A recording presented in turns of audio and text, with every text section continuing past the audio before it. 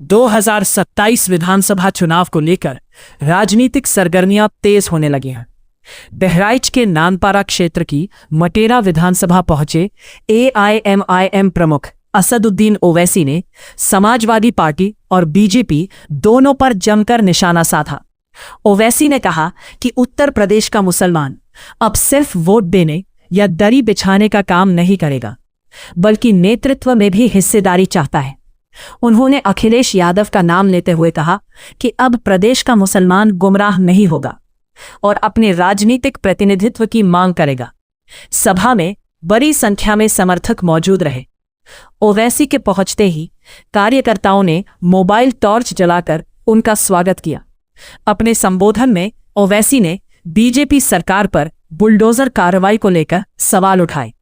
वहीं मटेरा की इस जनसभा में सैयद सालार मसूद गाजी और महाराजा सुहेलदेव का जिक्र नहीं होने से राजनीतिक चर्चाएं भी तेज हो गई हैं कि दोबारा यहां पर बीजेपी की सरकार उत्तर प्रदेश में ना बने। मगर याद रखिए, इस बात को याद रखिए कि ये जिम्मेदारी सिर्फ मुस्लिम अक़लियत के कंधों पर रखी नहीं जा सकती है। अगर कोई बीजेपी को रोकना चाहता है, अगर कोई दोबारा बीजेपी को सत्ता में आने को रोकने की ये कोशिश करता है, तो मैं यहां पर खड़े होकर कह रहा हूं कि मजलिस इत्तेहादुल मुस्लिमीन उनका साथ देने के लिए तैयार है। अगर इज्जत के साथ बातचीत होगी, हिस्सेदारी की बातचीत होगी, तो मजलिस और ओवैसी तैयार है। मगर अगर तुम बीजेपी को रोकने के नाम पर मुझसे और मटेरा की जनता से कहोगे कि तुमको दरी बिछाना पड़ेगा, अब दरी नहीं बिछाई जाएगी, अब हिस्सेदारी और बराबरी की लड़ाई होगी इंशाअल्लाह ताला। तो मेरे अजीज दोस्तों और बुजुर्गों, मैं आप तमाम से एक बात की इजाजत लेकर इस बात का ऐलान करना चाहता हूं कि आने वाले विधानसभा में क्या मैं शौकत अली को यहां से आपका कैंडिडेट घोषित करूं? क्या आपकी इजाजत है कि मैं शौकत अली को कैंडिडेट बनाऊं? क्या मैं इजाजत है आपकी? आप पूरा साथ देंगे तो लगाओ मेरे साथ नारा, नारे तकबीर, नारे तकबीर। आप तमाम की इजाजत की बुनियाद पर मैं जनाब शौकत अली को मटेरा विधानसभा के लिए मजलिस का उम्मीदवार का ऐलान करता हूं। अल्लाह उनको कामयाब और कामरान करे, अल्लाह उनको कामयाब और कामरान करे। और आपकी आवाज बनकर शौकत जाएगा जब आप पुकारेंगे, खादिम के तौर पर आएगा। यासिर शाह में गुरूर और तकब्बुर है। यासिर शाह ये समझता है कि मालिक है, मालिक तुम हो, शौकत तुम्हारा खादिम रहेगा इंशाअल्लाह। अब मालिक का दौर नहीं चलेगा, अब खादिम की खिदमत चलेगी इंशाअल्लाह ताला। तो मेरे अजीज दोस्तों और बुजुर्गों, अगर मैं भारत के प्रधानमंत्री को कुछ ना बोलूं तो बाबा भी नाराज हो जाएंगे, अखिलेश भी नाराज हो जाएंगे।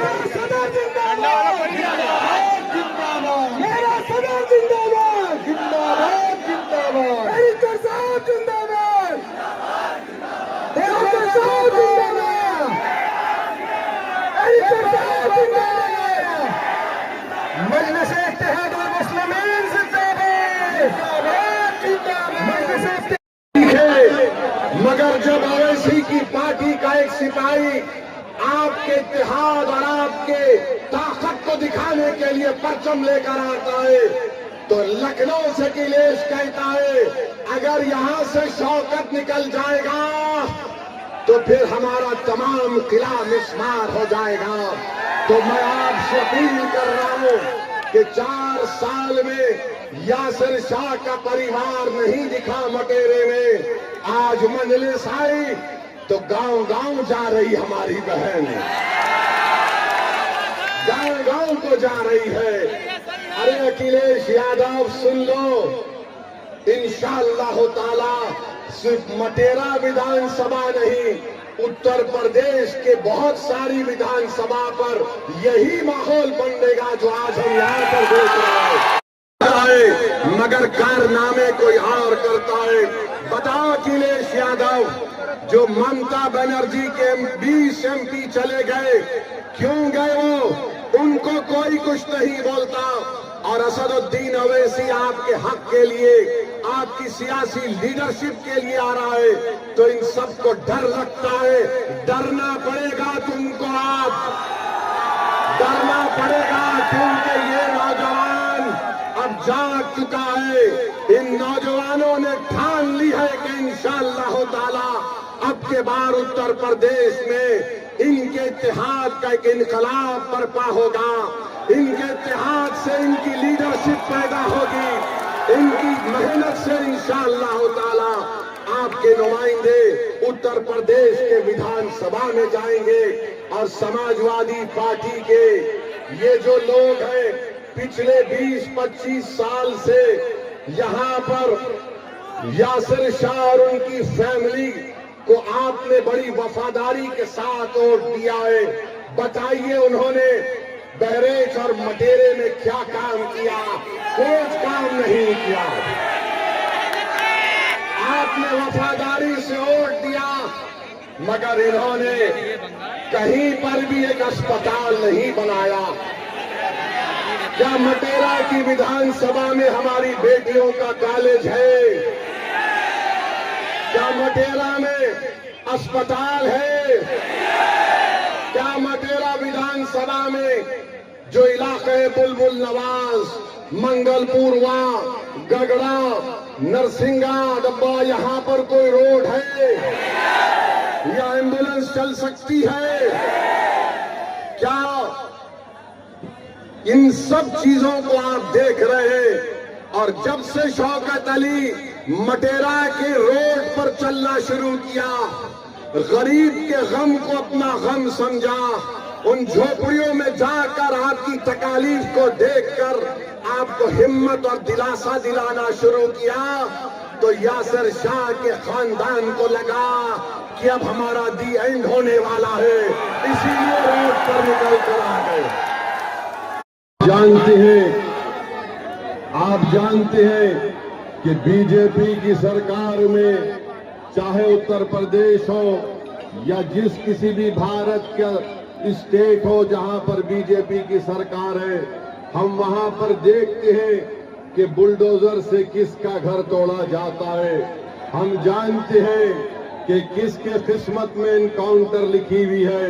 हम जानते हैं कि किस समुदाय के नौजवानों की जवानी को जेल में डालकर बर्बाद कर दिया जा रहा है। हम जानते हैं कि अगर कोई नौजवान बच्चे कश्ती पर रोजा खोलते हैं तो उनको 40 दिन जेल में गुजारना पड़ता है।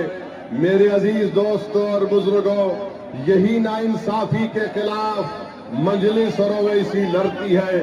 इसीलिए आज हम पर इल्जाम लगा दिया जाता है। अरे इल्जाम लगाने वालों, तुम जितना इल्जाम लगा सकते लगा लो, मगर हम अपनी लड़ाई से पीछे हटने वाले नहीं हैं। जब तक भारत का संविधान जिसको बाबा साहिब अम्बेडकर ने लिखा, उस संविधान में जो बाबा साहिब अम्बेडकर ने जिन बातों का जिक्र किया कि पॉलिटिकल जस्टिस को हासिल करना है, इंशाअल्लाह ताला असदुद्दीन ओवैसी की जिंदगी जब तक अल्लाह मुझे जिंदा रखेगा, हम इस लड़ाई को जारी रखेंगे।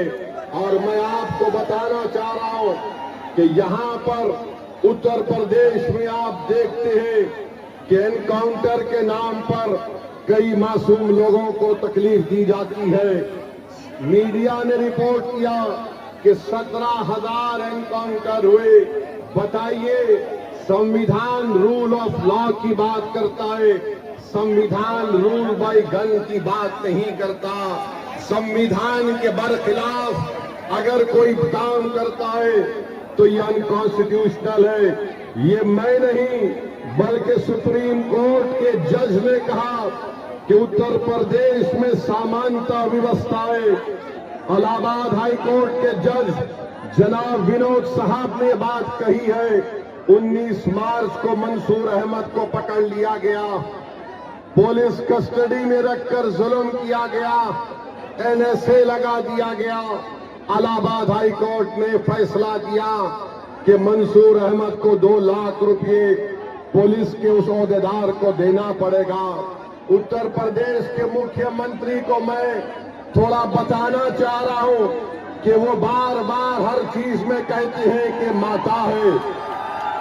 उत्तर प्रदेश के मुख्यमंत्री, मैं आपको बताना चाह रहा हूं, शायद आप पढ़ना लिखना नहीं जानते हैं। संविधान की दफा 48 को उठाकर पढ़ लीजिए मुख्यमंत्री। वो क्या कहती है संविधान की दफा 48? राष्ट्रीय कामधेनु आयोग, राष्ट्रीय गोकुल मिशन क्या है? अगर ये सब है तो फिर अगर आप जो बात कह रहे हैं तो क्या बीजेपी के लोग जो सत्ता में वो इंसान नहीं है, क्या बायोलॉजिकल है? मेरे अजीज दोस्तों और बुजुर्गों, जो मुस्लिम अक़लियत को निशाना बनाते हैं, मैं उनसे पूछना चाह रहा हूं, क्या उत्तर प्रदेश पूरे भारत का सबसे बड़ा बीफ का एक्सपोर्टर नहीं बन गया? 40 से 60% बीफ का एक्सपोर्ट उत्तर प्रदेश से होता है और मुख्यमंत्री इस पर खामोश हो जाते हैं। मैं आपको बताते हुए तकलीफ महसूस करता हूं कि संभल में मुस्तफा कादरी मस्जिद को गवर्नमेंट की जमीन कहकर शहीद कर दिया गया और वहीं पर वाराणसी में असगैर शाहिद मस्जिद को शहीद कर दिया गया रेलवे लाइन कहकर। और उत्तर प्रदेश में संभल की मस्जिद को जब तोड़ दिया गया तो मस्जिद से पुलिस ने बताया कि वहां से पोस्टर निकले जिस पर लिखा हुआ था आई लव मोहम्मद। मैं बताना चाह रहा हूं कि दुनिया के जितने मुसलमान हैं उन तमाम का ईमान यह है कि हम मोहम्मद सल्लल्लाहु अलैहि वसल्लम से मोहब्बत करने वाले हैं। हमारा ईमान ही मुकम्मल नहीं होता जब तक हम मोहम्मद सल्लल्लाहु अलैहि वसल्लम से मोहब्बत नहीं करते हैं। अगर कोई उत्तर प्रदेश की सरकार ये समझ रही है कि पोस्टर दिखाकर आई लव मोहम्मद के दिखाकर आप उत्तर प्रदेश या भारत के मुसलमानों से मोहम्मद सल्लल्लाहु अलैहि वसल्लम की मोहब्बत को कम कर सकते, हम मर जाएंगे मगर हमारे मरते वक्त ही हमारी जबान पर होगा अशहदु अल्ला इलाहा इल्लल्लाह व अशहदु अन्ना मुहम्मद रसूलुल्लाह। अरे पोस्टर दिखाने से मोहब्बत कम नहीं होगी। तुमने हम पर एक बहुत बड़ा एहसान कर दिया।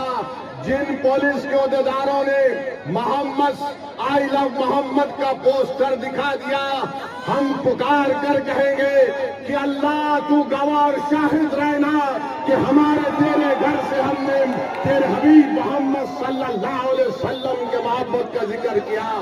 अरे क्या करना चाहते हो तुम लोग? भारत के संविधान में आर्टिकल 25 फ्रीडम ऑफ रिलीजन है, मुझे अपने मजहब का बोलने की आजादी है। कि मैं मुसलमान इसलिए हूं क्योंकि मोहम्मद तो ये जुल्म हो रहा है मेरे अजीज दोस्तों और बुजुर्गों, मेरे अजीज दोस्तों और बुजुर्गों। फिर आप जानते हैं कि आए दिन कई न कई वाकयात होते हैं। मैंने 2 दिन पहले उत्तर प्रदेश के मुख्यमंत्री का एक वीडियो देखा जिसमें उत्तर प्रदेश के मुख्यमंत्री ने कहा कि बेटी सबकी होती है, चाहे किसी समाजवादी पार्टी के नेता की क्यों ना हो। हम उत्तर प्रदेश के मुख्यमंत्री से कहना चाह रहे, अगर समाजवादी पार्टी के नेता की बेटी को आप बेटी समझते हैं तो मुजफ्फरनगर कांड में ऐसे कई मुस्लिम महिलाओं की रेप हुआ था, अस्मत रेजी हुई थी, बलात्कार हुआ था। क्या उत्तर प्रदेश के मुख्यमंत्री उन 6 मुस्लिम महिलाओं को जिनको अभी तक इंसाफ नहीं मिला, क्या उनको अपनी बेटी समझकर वो उनको इंसाफ दिलाएंगे? इसका जवाब उत्तर प्रदेश के मुख्यमंत्री को देना पड़ेगा। और फिर मैनपुरी में मई की 20 तारीख को वारिस अली को कत्ल कर दिया गया। वारिस अली की बेटी स्वाहलिदा उत्तर प्रदेश के मुख्यमंत्री से कह रही है कि मुझसे इंसाफ करो। देखना यह है कि क्या उत्तर प्रदेश के मुख्यमंत्री इंसाफ करेंगे या नहीं करेंगे। मेरे अजीज दोस्तों और बुजुर्गों, मुझ पर इल्जाम लगा दिया जाता है। आज हम आपकी इस मुबारक सरजमीन को आ रहे थे, ये बहादुरों की सरजमीन है बहरेच और मटेरा, तो ये समाजवादी पार्टी के लोग ये कहना शुरू कर दिए कि असदुद्दीन ओवैसी आएगा तो भाजपा को फायदा होगा। बताओ अखिलेश यादव, बिहार में तुमने अपने 5 सांसद को भिजाया था कि ओवैसी ना जीत पाए। तुम्हारे 5 सांसद सीमांचल किशनगंज में आकर 15 दिन बैठ गए, रोज मीडिया से बात करते, रोज गांव-गांव जाकर जनता को बताते, मगर नतीजा क्या निकला? जिन 4 विधायक को अखिलेश यादव के भाई तेजस्वी यादव ने मंदलिस से तोड़ लिया था, सीमांचल की जनता को लाखों सलाम, उन्होंने अखिलेश यादव की इस नापाक मंसूबे को नाकाम कर दिया और मंदलिस। हम भारत के प्रधानमंत्री कहते हैं कि भारत विश्व गुरु बन गया, तो हम उनसे पूछना चाहते हैं कि आज ईरान और ओमान के दरमियान में समंदर पर हमारे कश्ती पर भारत के नागरिक पर जालिम डोनाल्ड ट्रंप ने मिसाइल दागकर हमारे 3 भारतीयों को जान से उनकी जान ले ली, उनको मार दिया। भारत के प्रधानमंत्री, आपकी जबान पर डोनाल्ड ट्रंप का नाम क्यों नहीं आता? बताओ। 3 भारत के नागरिक मारे गए और हम डोनाल्ड ट्रंप ने जो हरकत की, मिसाइल मारकर हमारे 3 भारत के नागरिक को मार दिया, उसके नरेंद्र मोदी उसकी मजम्मत नहीं करते हैं। अरे एनकाउंटर करो, मारो मुल्ला को, दाढ़ी पकड़कर मारते हैं, घर में घुसते हैं, मदरसों को तोड़ते हैं। अरे तुम कैसे बहादुर हो? तुम तो बुज़दिल हो, बुज़दिल हो। 3 भारत के नागरिक मारे गए और 133 करोड़ जनता का प्रधानमंत्री उसका कंडेम तक नहीं कर सकता। और अफसोस की बात यह है कि एक हमारे सीफेरर की लाश, एक हमारे सीफेरर की लाश 2 दिन से वहां पर रखी हुई है। उस कश्ती का कैप्टन वीडियो बनाकर हम तमाम से अपील कर रहा है कि बताओ इस देश के प्रधानमंत्री को इसकी लाश कम से कम उसके घर को पहुंचा दो, इसके घर को पहुंचा दो। बताओ मेरे अजीज दोस्तों और बुजुर्गों, सिर्फ ताकत आजमाते हैं मजलूमों पर, कमजोरों पर, मगर ट्रंप क्या तुम्हारे पप्पा है? एक जालिम है। ट्रंप पर कुछ नहीं बोला जाता। ऐसा लगता है कि मोदी जी से जब बोलेंगे अरे ट्रंप को बोलो, ट्रंप ही और नेतन्याहू ने मिलकर इस जंग का आगाज किया है। मेरे अजीज दोस्तों और बुजुर्गों, बहरहाल आप देख रहे हैं कि नरेंद्र मोदी के प्रधानमंत्री को बनकर 12 साल हो चुके हैं। कीमती आसमानों को छू रही है, गरीबों के गैस के सिलेंडर कम कर दिए गए, आज हम कर्जों में डूब रहे हैं। बहरहाल मेरे अजीज दोस्तों और बुजुर्गों, मैं यही चंद बातें आपके पास रखने के लिए आया हूं और इंशाअल्लाह ताला आता रहूंगा।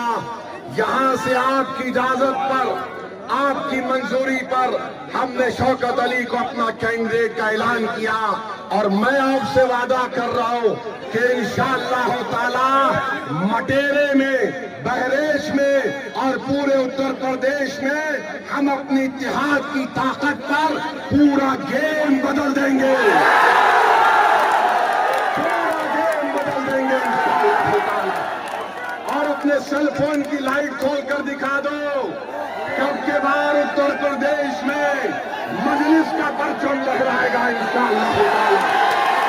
पूरी सेल फोन की लाइट खोलकर बता दो, सारे उत्तर प्रदेश और भारत को मालूम हो जाए कि बुलडोजर से नहीं डरने वाले, हेलीकॉप्टर से नहीं डरने वाले, आइला मोहम्मद बोलने से नहीं डरने वाले हम तमाम हैं। नारे तकबीर, अस्सलाम वालेकुम व रहमतुल्लाहि व बरकातहू। आराम से अपने घर को जाइए, सुकून से जाइए। अल्लाह आपको सलामत रखे। अस्सलाम वालेकुम।